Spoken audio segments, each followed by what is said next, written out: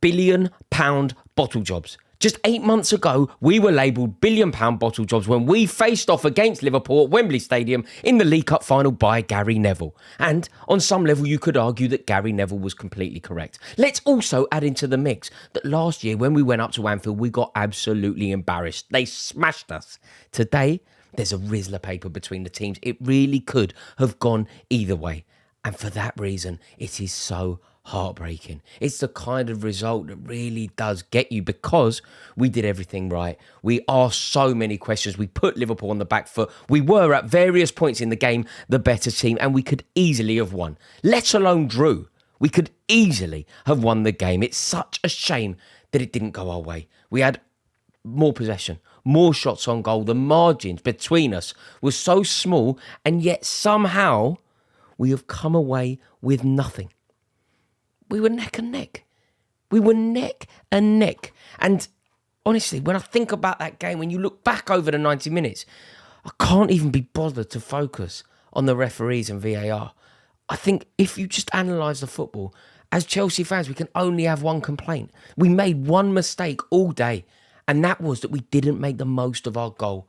When we got that goal back, when we got the equaliser, we needed to use that time. We had the momentum. We were in the ascendancy. You need to preserve a lead. You cannot be so naive. It's so difficult to get back into a game at Anfield. But we somehow did it through some brilliant work and obviously an excellent team talk from Enzo Maresca. We got back into the game and we had the one moment where we switched off. Imagine if we could have held on to that lead just for 5 or 10 minutes. Hold on to it. Get them on the back foot. Get them feeling twitchy in the stands. Get their fans worried. Get their back line thinking that there's serious jeopardy because one more goal for Chelsea puts Liverpool on a knife edge. And yet we just switched off at such a crucial time. But we were excellent. We genuinely did so well today. And I was nervous going into this game. You know, what Arne Slot has done at Liverpool is exceptional. The continuity between the Klopp era and the Slot era is just amazing. Like, I even heard Arne Slot complaining about 12:30 kickoffs. Like, there really is genuine continuity between the two managers. But we just couldn't get it over the line. And I mean, credit to Liverpool. They deprived us of that opportunity to put them on the back foot, to start asking them questions, to start giving them something to worry about. Because no sooner were we back into the game, no sooner were we looking like the more accomplished team, Curtis Jones restored their lead. I just couldn't believe it when he hit the back of the net there. And the most frustrating thing about that goal is that I believe it was preventable. It's so annoying. Look, it was an excellent finish from Jones. He did really well to kind of prod it away from Sanchez. He took the ball off Salah really well. You know, it wasn't an easy pass to take in his stride, and he did brilliantly. But I'm not joking. With Sanchez in the team, it really does feel like there is a ceiling for what we can dream of, because I know he can be a good goalkeeper. I know that he has the spectacular in him. The save that he made from Jota against Forest was one of the saves of the season. His performance at Bournemouth, it changed the game, kept us in the game. That save from Evanilson and the penalty spot. He can be brilliant, but you simply cannot trust him. You simply cannot put your house on him.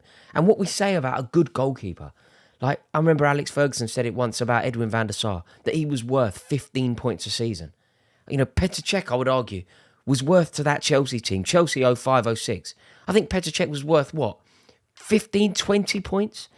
With Robert Sanchez, he may well be worth 15. But then I feel like he costs you 15.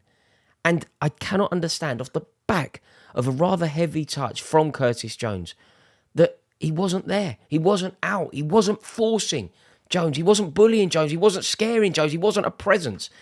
Jones took a really heavy touch. And Sanchez was dithering. And it's such a shame, because if we could have just preserved that lead for a touch longer, I feel like the game could have been a completely different story. I feel like the trajectory that Chelsea were on at that point was exciting. You could hear the Chelsea fans in the ground. You could see that Liverpool fans were twitching. And this Liverpool team have been brilliant. They don't concede goals. They don't know how to react when they do concede goals, because they are so frugal. They are so ruthless. They do not concede. So the second that we got back into the game from that excellent Nicolas Jackson strike, we needed to give them a problem. And it was a shame. It was a class performance from us, though. It really, really was. Apart from Sanchez, maybe a couple of substitutions didn't look great. The substitutes that came on didn't look great. I mean, Adebayo had his moments. You could even argue if he should have been sent off. But generally speaking, I think it was a class, if a little frustrating, as a performance. Because on some level, and I'm sure that everyone can agree with this, if you just go and get battered, you don't feel like there's been an injustice. You don't want to talk about VAR because it's irrelevant. Whereas I honestly feel like we were robbed today. But there are so many positives to take. I mean, this core that we are building, we have a new core, and it is exciting. Building a team around the Premier League's best player, Cole Palmer, linking him up with Noni Madueke, and that understanding that Cole Palmer and Noni Madueke have together, it's sensational. It's almost telepathic. They have an understanding and a friendship that could carry Chelsea a long way. And Nicolas Jackson, in this ruthless form, is very much part of that core team that we're building here. Jackson to Cole Palmer or Cole Palmer to Jackson is becoming one of the most devastating partnerships in Premier League history. Chelsea's record for that is Drogba to Lampard or Lampard to Drogba. The Premier League's, I think it's 47 goals, Son to Kane or Kane to Son. Jackson to Palmer or Palmer to Jackson is on course to break all of that. Of course, they have a long way to go. But again, there is this core team that is being built. Caicedo is at the epicenter of it. What a game he had today. What a player he is. And he does look worth 100 million quid. And Lavia, alongside him, they really are a great duo. And there is now no room in this team for Enzo Fernandez. Levi Colwill at the back, another player that I think that we can build something around. The only thing we are lacking is just a sort of stabilising presence, a stabilising force in amongst such young, prodigious talent. A Thiago Silva type player. In Chelsea signed Michael Ballack. Just somebody like that. Somebody who has that stature and experience and knows what it takes to win away at Anfield. Because there is an element of naivety to this Chelsea team. And when we got back in the game, it's such a shame that we couldn't just keep it tight, because they would have panicked. I'm convinced that they would. But I am now confident that although I concede there is a chasm between the obvious top three and us, I also believe that we can be top of the rest. I think that fourth spot is well within our grasp. We are capable of doing it. We are playing better than anyone who is considered for that. And that performance at Anfield today, although we got beat, I think that we should take an awful lot from that. The next two games is huge for us. If we can find victory in the next two games, we play Newcastle United and Manchester United in what is for us and what we're trying to achieve this season, by some definition, a 6-pointer. If we can take 3 points off Newcastle United, huge for us, huge for our ambitions, huge for our aspirations of making it into the top four. And similarly with Manchester United, I think that we have to win both of those games, but I also think that we can do it. There are a lot of positives to stake, none other than Reece James back in the side. Nice to see Reece James playing. It really is. I mean, to use him from the outset in such a big game felt like a little bit of a risk from Maresca, felt like a little bit of a gamble. But for most of the first half, I think it paid off. I think we played well. And of course, he didn't look at his best. Of course, he was getting some game time. And aside from like that one mistake, which could have been a problem, I thought he had a very good game. Adebayo, I don't know. I mean, you could argue that he shouldn't have been on the pitch. It was very reminiscent of what happened with William Saliba, wasn't it? That grapple on the halfway line, it did feel a little bit Saliba-esque. If Saliba didn't get sent off yesterday, I don't think we'd be having this conversation about it. But because of the inconsistencies among referees, it's a great example to use to just demonstrate quite how inconsistent the refereeing is at the moment. But ultimately, we did well. And Noni Madueke, I mean, the way that he ran at Andy Robertson, he really did give Robertson such trouble. And Jadon Sancho didn't make life easy for Trent. He should have had a penalty. Jadon Sancho and Trent Alexander-Arnold, of course, he should have had a penalty. But there is something very exciting, and the good job that Enzo Maresca is doing is apparent in today's game. From a Liverpool perspective, though, it's dream come true territory, isn't it? Arne Slot has got the best record that any Liverpool manager has ever had. It's now 10 wins out of 11 games in all competitions for him. They've only dropped points on one occasion in the Premier League, that game against Forest. But that game against Forest now, That Callum Hudson-Odoi goal, it feels more like an aberration than anything else, doesn't it? And Slot is so clever. You know, Slot obviously deduced that Cole Palmer is Chelsea's jewel in the crown. And if you stop Cole Palmer playing, you limit Chelsea.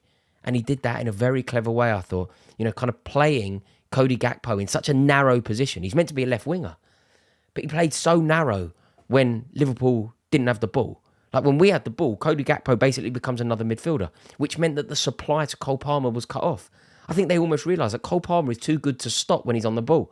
So the way that you stop him isn't to stop him, it's to stop him getting the ball. You cut off the supply. And it was a very clever tactic from Arne Slot. It did open up space over on the other side for Noni Madueke. You know, there was a very simple pass into Madueke all the time. But it did limit Cole Palmer's effectiveness. I still thought Cole Palmer had a good game. I still thought that he contributed massively. And if Renato Vega had scored, I think he should have probably scored that header. Cole Palmer would have had an assist today.